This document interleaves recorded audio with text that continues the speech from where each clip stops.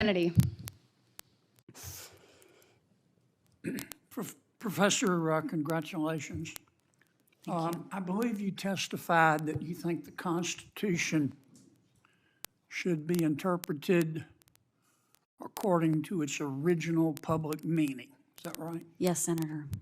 What does original public meaning mean? Yes, Senator. So the original part of that phrase refers to the fact that when we look at interpreting a text, we want to interpret it. At the time it was... Professor, look me in the eye and just answer my question. What does original public meaning mean? It means the meaning that the text as it was understood by the public at the time it became law. Okay. So you think Brown v. Board of Education was incorrectly decided? Well, Senator, I think Brown versus Board of Education was correctly decided. Scholars who have looked at the original meaning of phrases at that time and the reasoning in that case sometimes question the reasoning of the case. How many people in the United States of America at the time the Constitution was drafted do you think supported racial integration of schools? You think that was a majority view, do you? Well, Senator, at the time... But first, Professor, do you think that was a majority view? Do you think most Americans at the time the Constitution was drafted supported integration of public schools, racial integration? Well, Senator, I don't know as a sociological matter what percentage of people thought what at that time. I should point out that when we got to Brown versus Board of Education, of course, there had been several fundamental amendments to the... But isn't that inconsistent with your statement that you have to interpret it according to original public meaning? Well, what about the 14th Amendment and the 13th Amendment and the 15th Amendment? So original public meaning would mean with those... Well, that would mean we would interpret those amendments and those protections with the understanding of the text and structure at the time those amendments were ratified, which is different, of course, in the 19th century. Let's go back to Brown v. Board. Look, I think Brown v. Board was correctly decided, and I suspect you do too.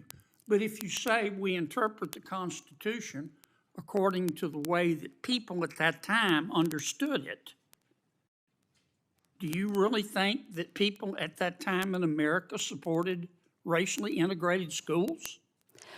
Do you really believe that? Well, Senator, I think at the time of the ratification of the 13th, 14th Amendment, and 15th, all which have... But do you think people at that time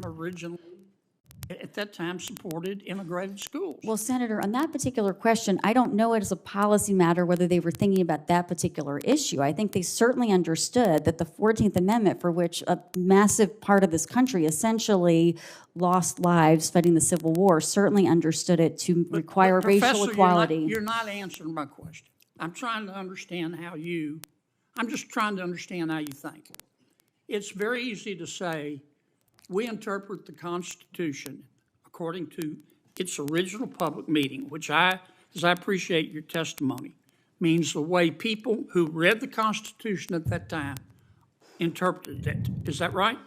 Yes, Senator. Okay. Do you think that most people at that time looked at the United States Constitution and said, well, here it is, big as Dallas, racially integrated schools are required? Do you really believe that? Senator, I don't know, but And if you don't, I don't think you do, because I think historically that wasn't the case. So how do you square that with the holding of Brown v. Board? Well, I guess what I'm trying to say is I think there are several steps in between that have not come up yet in our conversation, which is that you look at the text and structure, which of the 13th, 14th, and 15th Amendments clearly is requiring racial equality.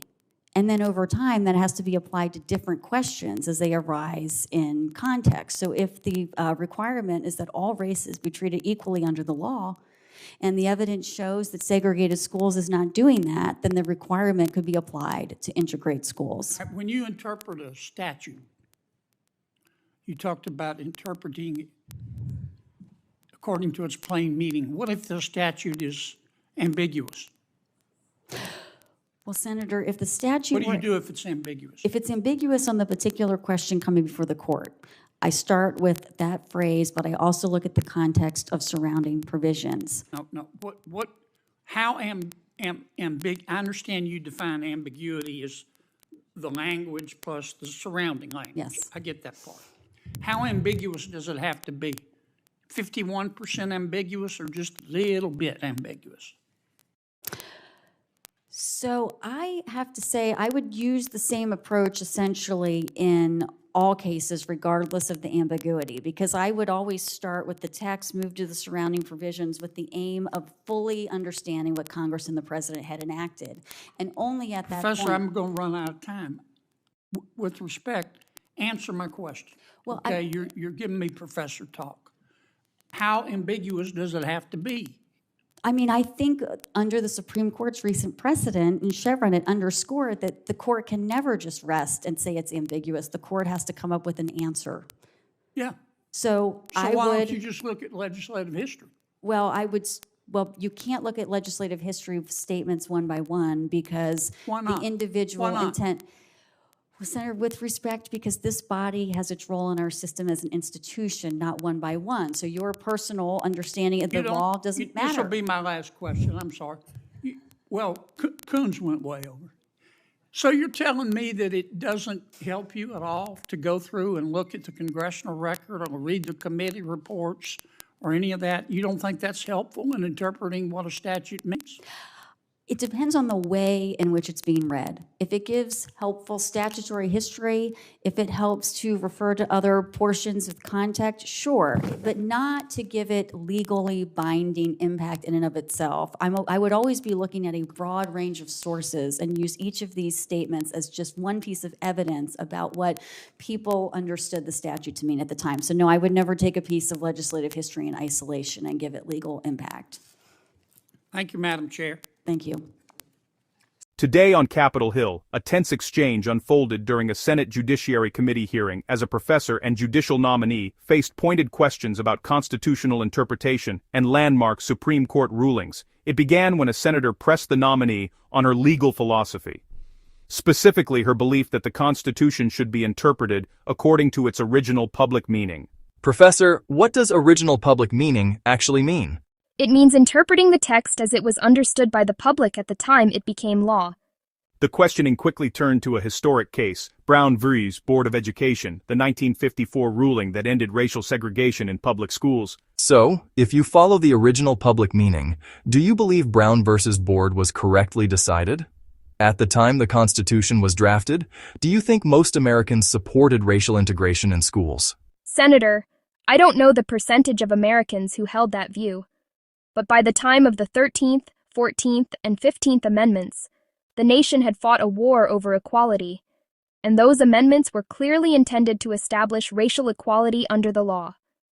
The senator continued to challenge her reasoning, questioning how originalism can align with rulings like Brown v. Board. If people at that time didn't support integrated schools, how can you square that with your originalist interpretation? Because the amendments themselves require equal treatment under the law. Over time, that principle has been applied to new contexts, including racial segregation. The conversation then shifted to how judges interpret ambiguous statutes. When a law is ambiguous, how ambiguous does it have to be before a judge looks beyond the text? 51%? A little? What's your threshold? I always begin with the text and the surrounding context. Even in cases of ambiguity, courts must reach a reasoned conclusion, not simply declare the law unclear. Why not just look at the legislative history? It can provide useful context, but not binding authority. I'd consider it as one piece of evidence, not as controlling law. After a series of back-and-forth exchanges, the senator wrapped up his questioning saying simply, "I don't want to be done, crack bon or bomb or bot to bright. Thank you, Madam Chair. The exchange highlighted the ongoing debate over how America's Constitution should be interpreted, whether through modern understanding or the lens of history. This hearing offered a revealing look at how those differing philosophies continue to shape the federal judiciary.